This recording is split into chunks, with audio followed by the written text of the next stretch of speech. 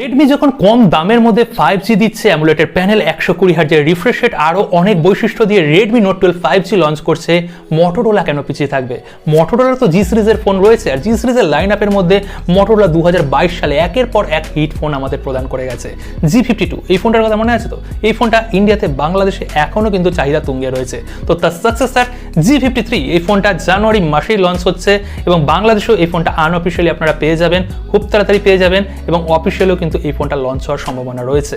আজকে এই ফোনটাকে নিয়ে আলোচনা করব, এই ফোনটার সম্পূর্ণ স্পেসিফিকেশন আমাদের হাতে চলে এসেছে, আর প্রাইস রেঞ্জ কেমন হবে সমস্ত কিছু বলবো এই একটা ভিডিওতে। আপনাদের কি করতে হবে? একটা লাইক করে সম্পূর্ণ ভিডিওটা দেখতে হবে, আর বাধ্য হয়ে না, ভালোবেসে অবশ্যই আমাদের চ্যানেলটাকে সাবস্ক্রাইব করে নোটিফিকেশনটাকে প্রেস করে অল করে দেবেন। তো বন্ধুরা, মটোরোলার G52 এর সাকসেসর হিসেবে কিন্তু G53 আসছে, আর এই ফোনটা অলরেডি চাইনিজ মার্কেটে লঞ্চ হয়ে গেছে। চাইনিজ মার্কেটের স্পেসিফিকেশন কিন্তু ইন্ডিয়াতে বা গ্লোবালি একই স্পেসিফিকেশন লঞ্চ করবে না, একটু চেঞ্জেস তারা করছে। এখানে যদি ডিসপ্লে সেকশনের কথা বলি, 6.6 ইঞ্চির OLED মানে অ্যামুলেট প্যানেল পাচ্ছি, 90 হার্জের রিফ্রেশ রেট থাকছে। চাইনিজ মার্কেটে IPS প্যানেল দিয়ে এসেছিল, 120 হার্জের রিফ্রেশ রেট ছিল, এখানে তারা 90 হার্জ দিচ্ছে, সঙ্গে অ্যামুলেটেড ডিসপ্লে দিচ্ছে। এখানে হয়তো 120 হার্জের রিফ্রেশ রেট দিলে বেটার হতো, কেন রেডমির নোট 12 5G লঞ্চ হচ্ছে, সেখানে কিন্তু আমরা 120 হার্জের রিফ্রেশ রেট পাচ্ছি। দুটো ফোনের মধ্যে ব্রাইটনেস লেভেল প্রায় মোর অর লেস আমরা একই টাইপের পেয়ে যাব, মানে একই টাইপের অ্যাকচুয়ালি পাচ্ছি না। এখানে রেডমির ফোনের মধ্যে 900 নিটসের রয়েছে, আর মটোরোলার ফোনের মধ্যে 600 নিটসের রয়েছে, মানে একটু কম ব্রাইটনেসই কিন্তু আমরা এখানে মটোরোলার ফোনের মধ্যে পেয়ে যাচ্ছি। যদিও ডিসপ্লে কিন্তু মোটামুটি মটোরোলা ভালো কোয়ালিটির ডিসপ্লে আমাদের প্রদান করে। যদি এই ফোনের আমি যদি ডাইরেক্ট ক্যামেরা সেকশনের কথা বলি, ব্যাক সেকশনে 3টে ক্যামেরা পাবো ইন্ডিয়াতে, গ্লোবালি কিন্তু চাইনিজ মার্কেটে 2টো ক্যামেরা দিয়ে তারা লঞ্চ করেছিল, এবং গ্লোবালি আমরা পাচ্ছি, ইন্ডিয়াতে পাচ্ছি 50 মেগাপিক্সেলের মেন ক্যামেরা, 2 মেগাপিক্সেলের ডেপথ এবং 2 মেগাপিক্সেলের ম্যাক্রো। এই দুটো ক্যামেরা অ্যাকচুয়ালি কোনো কাজের নয়, মানে 2023 পড়ছে, 5 মেগাপিক্সেল তো ভুলে যাই, 2021 সালে ওইসব পেতাম। আর আলট্রা ওয়াইড 15,000 ক্যাটাগরির মধ্যে আমরা পাবো না, কেননা 5G থাকছে 15,000 ক্যাটাগরির মধ্যে ফোনের মধ্যে, আর 5G থাকলে আলট্রা ওয়াইড ক্যামেরা এখানে ম্যাক্সিমাম কোম্পানি স্কিপ করবে, হয়তো একটা দুটো ফোনের মধ্যে এখানে ইনফিনিক্সের মতন কোম্পানি হয়তো প্রদান করে দিতে পারে। তো ফ্রন্টে আমরা সেন্টার পাঞ্চ হলে 8 মেগাপিক্সেলের ক্যামেরা পাবো, দুটো ক্যামেরা দিয়ে ব্যাক সেকশন ফ্রন্ট সেকশন দিয়ে আমরা ফুল HD 30 FPS এ ম্যাক্সিমাম ভিডিওগ্রাফি করতে পারবো, যেটা কিনা ডিসেন্ট টাইপের রয়েছে।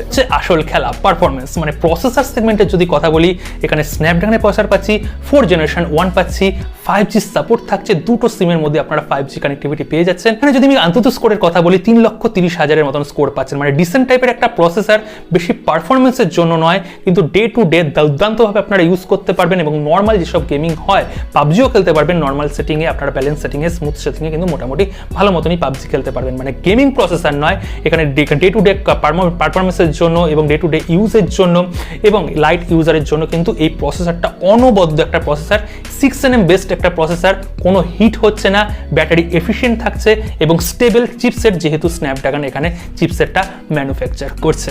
তো এখানে আমরা ব্যাটারিতে পাচ্ছি 5000 mAh এর ব্যাটারি, ইনবক্স 20 ওয়াটের চার্জার, ওই 2 ঘন্টার কাছাকাছি লাগবে ফোনটা ফুল চার্জ হতে, 0% থেকে 100%।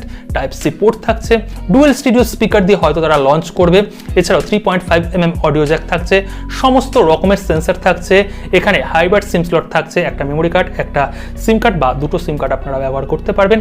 আর যদি এখানে আমরা ডিজাইনের কথা বলি, কর্নিং গরিলা গ্লাসের প্রোটেকশন থাকছে ফ্রন্টে এবং ব্যাক সেকশনে, অ্যাজ ওয়েল অ্যাজ যেমন থাকে মটোরোলার পলিকার্বনেটেড বিল্ড কোয়ালিটি, ভালো প্লাস্টিকের বিল্ড কোয়ালিটি কিন্তু আপনারা পেয়ে যাচ্ছেন। এখানে রাইট সাইডে ফিঙ্গারপ্রিন্ট সেন্সর রয়েছে, ইন ডিসপ্লে ফিঙ্গারপ্রিন্ট সেন্সর তারা দেয়নি। আর যদি সফটওয়্যারের কথা বলি, সফটওয়্যারই কিন্তু মটোরোলা বাজিমাত করে, কারণ এখানে আমরা নিয়ার স্টক অ্যান্ড্রয়েড, পুরোপুরি নিয়ার স্টক অ্যান্ড্রয়েড আমরা পেয়ে যাচ্ছি। আর এখানে আমরা রীতিমতন সিকিউরিটি আপডেটগুলো পেয়ে যাব, এবং অ্যান্ড্রয়েড 14 এর আপডেট চলে আসবে, ইনবক্স আমরা অ্যান্ড্রয়েড 13 পেয়ে যাচ্ছি। তো এইরকম স্পেসিফিকেশন দিয়ে মটোরোলা এই ফোনটাকে নিয়ে আসছে। আর যদি প্রাইস বলি, ভ্যারিয়েন্টের কথা বলি, 6GB বলা হচ্ছে, এটা বেস ভ্যারিয়েন্ট হবে, সঙ্গে 128GB ইন্টারনাল মেমোরি, প্রাইস হবে এই 14,000 টাকার কাছাকাছি, আন্ডার 15,000-এর মধ্যে। আর যদি 4GB ভ্যারিয়েন্ট দিয়ে তারা ইন্ডিয়াতে 128GB ইন্টারনাল মেমোরি দিয়ে লঞ্চ করে, তাহলে ওই ফোনটার প্রাইস কিন্তু এই 13,999, ডিসকাউন্ট দিয়ে 13,000 টাকা, এই রেডমি নোট 12 5G এইরকম প্রাইস সেগমেন্টের মধ্যেই আমরা পেয়ে যাব। এই দুটো ফোনের মধ্যে মধ্যে ভালো মতন তুল্যমূল্য কিন্তু লড়াই হবে। যেই ফোনটা ভালো পারফরমেন্স করবে, ভালো স্টেবল আমরা পাবো, সেই ফোনটাই কিন্তু এগিয়ে যাবে, কেননা এখানে মোটোরোলার কিন্তু সফটওয়্যার ডিপার্টমেন্ট খুবই ভালো রেডমির তুলনায়। এবার রেডমি MIUI 14 কেমন পারফরমেন্স করে সেটাই হচ্ছে দেখার বিষয়। আপনাদের কেমন লাগলো অবশ্যই কমেন্ট করে জানাবেন। এই ফোনটা আনঅফিশিয়ালি আপনারা পেয়ে যাবেন বাংলাদেশে ওই 16,000 মধ্যে আপনারা আনঅফিশিয়ালি এই ফোনটা কিনতে পারবেন এবং অফিশিয়ালি কিন্তু আন্ডার 20,000 মধ্যেই থাকবে। অবশ্যই কমেন্ট করবেন। যদি কিছু জানতে হয় পরের ভিডিওর অপেক্ষায় থাকবেন, খুব তাড়াতাড়ি আসছি।